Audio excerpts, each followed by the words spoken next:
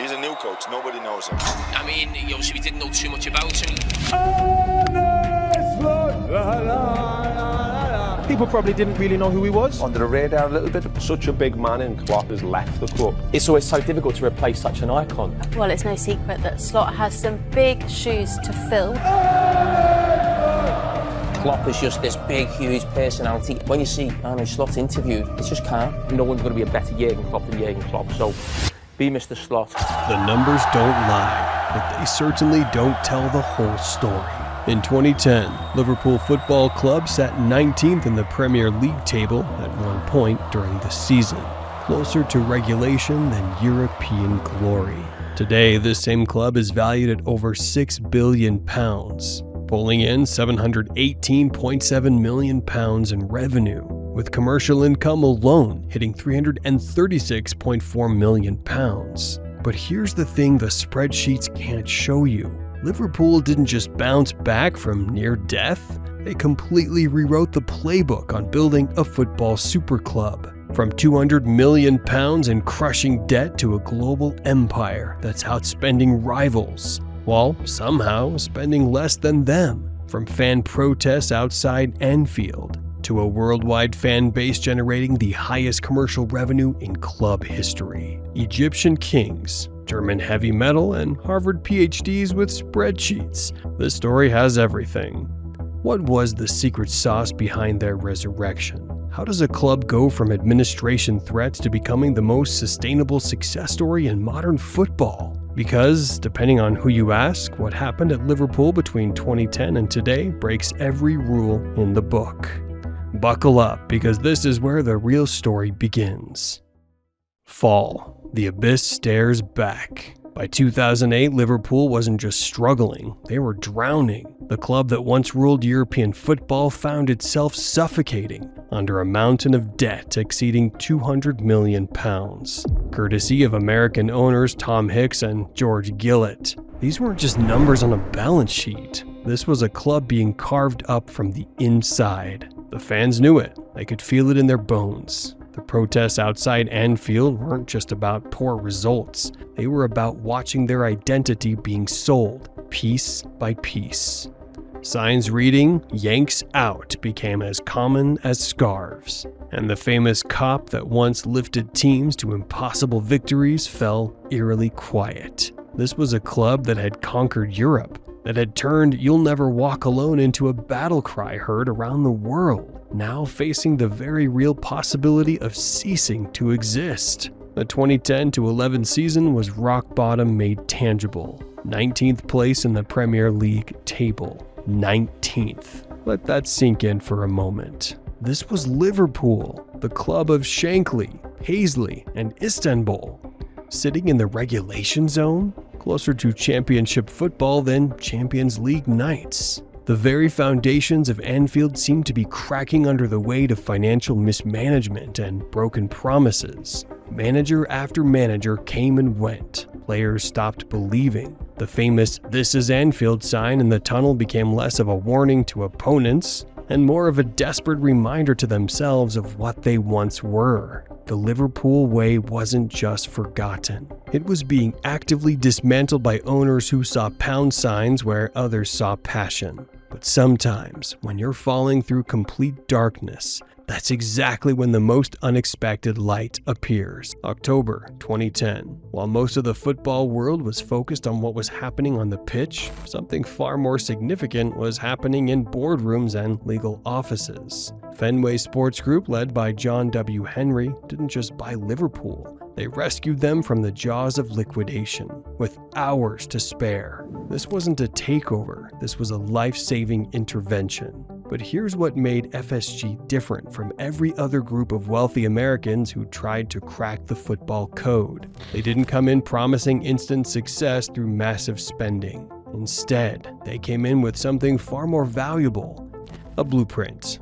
that had already transformed the Boston Red Sox from perennial losers into World Series champions. The first masterstroke wasn't signing a marquee player or hiring a famous manager. It was bringing in Michael Edwards, and introducing Stat DNA analytics to every corner of the club's operations. While other clubs were still making decisions based on gut feelings and highlight reels, Liverpool began building a system that could identify value where others saw risk, potential where others saw problems. The debt was cleared methodically.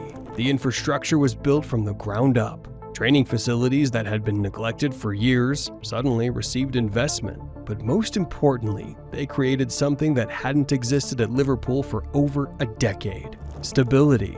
Not the boring kind of stability that settles for mediocrity, but the kind that provides a foundation strong enough to support something truly special. This structure set the stage perfectly, but Liverpool still needed a leader who could take all of this potential and turn it into something magnificent. Someone who understood that football wasn't just about the numbers, but about making those numbers sing. October 2015. Jürgen Klopp walked into Anfield with his infectious smile and immediately made one thing clear: this wasn't going to be boring. His philosophy was simple but revolutionary: heavy metal football.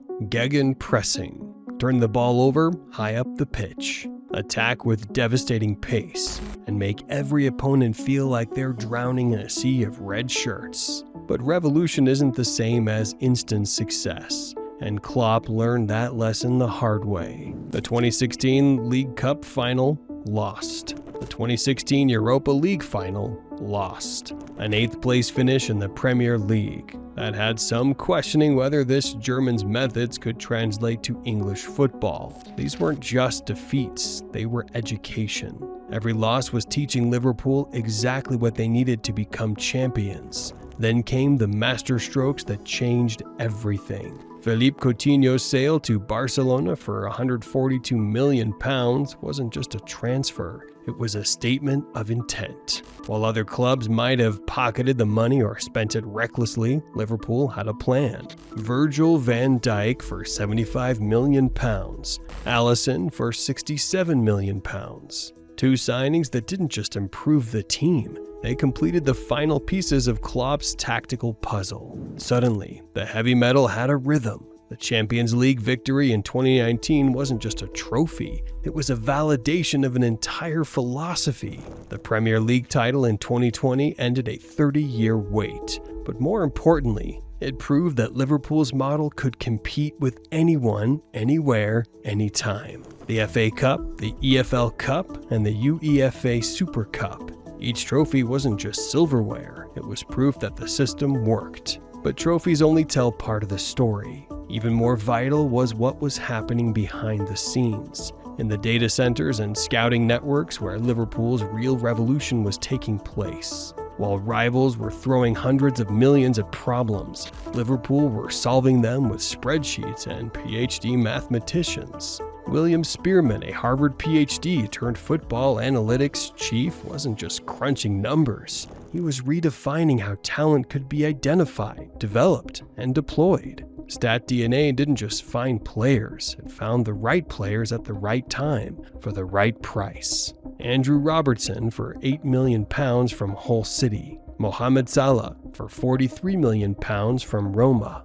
Sadio Mane for £34 million from Southampton. While other clubs were paying premium prices for established stars, Liverpool was identifying players on the verge of greatness and getting them before anyone else realized their true value. The numbers tell the story better than any highlight reel. Between 2020 and 25, Liverpool spent approximately £562 million on transfers, but maintained a net spend of just £376 million, among the lowest in the Big Six. This wasn't penny pinching, this was precision engineering.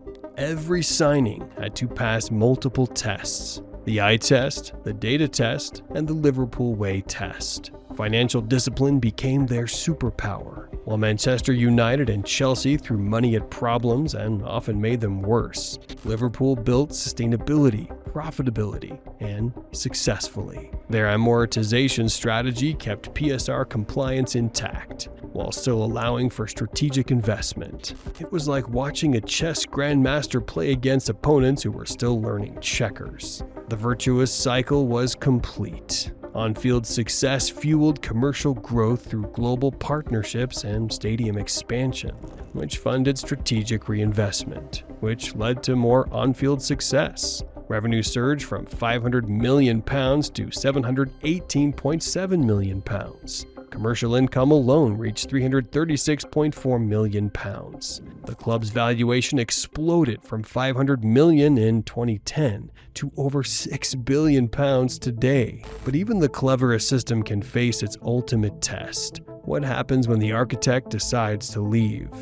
Jürgen Klopp's announcement at the end of the 2023-24 season sent shockwaves through Anfield. The man who had transformed Liverpool from also-rans into champions announced he was stepping down, not because of failure, but because of exhaustion. 9 years of heavy metal football had taken its toll, and Klopp knew that both he and the club needed fresh energy. Enter Arne Slot in May 2024, bringing with him a completely different philosophy. Where Klopp had been heavy metal, Slot was classical music. More controlled, possession-based with tactical flexibility that turned Liverpool's 4-2-4 structure into something beautifully fluid. Inverted fullbacks, midfield overloads, spatial dominance. This wasn't abandoning the Liverpool way, it was evolving it. But evolution requires investment, and summer 2025 saw Liverpool make moves that shocked the football world.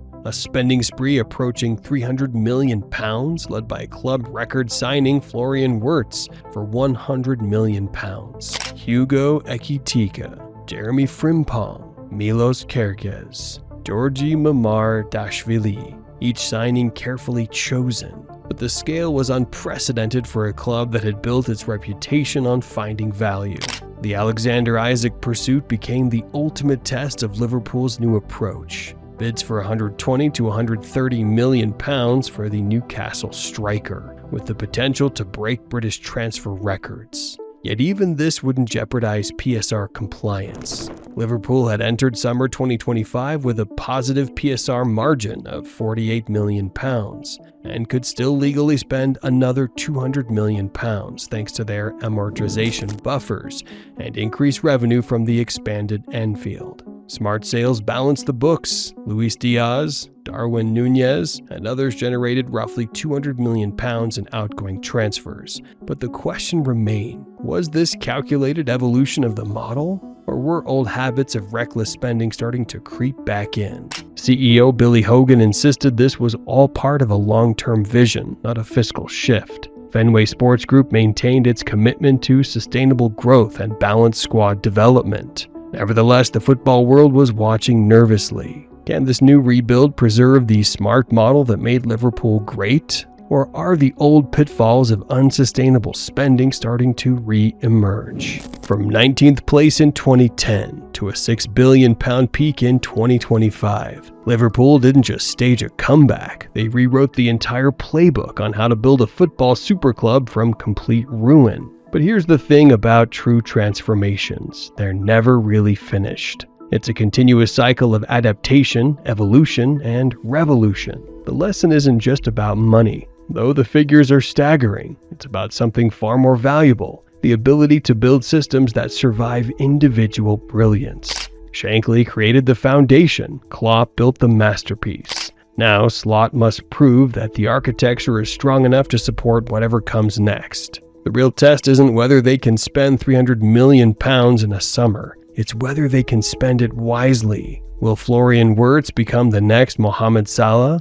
or the next expensive mistake? Can Arne Slot take this beautiful algorithm and turn it into beautiful football that makes Anfield sing once more? What does it take to stay at the summit when everyone else is trying to knock you down? The story tells us where Liverpool has been. Nevertheless, it can't tell us where they're going next. That chapter is still being written, in training sessions at Kirkby, in contract negotiations, in the choices made by players who will one day wear the red shirt. Liverpool proved that rising from the ashes is possible, not through luck, not through bottomless pockets, but through strategy, patience, and an unwavering belief that the right system can overcome almost anything. Now the challenge is whether they can stay there, evolving, adapting, defying gravity, But here's what everyone's really wondering.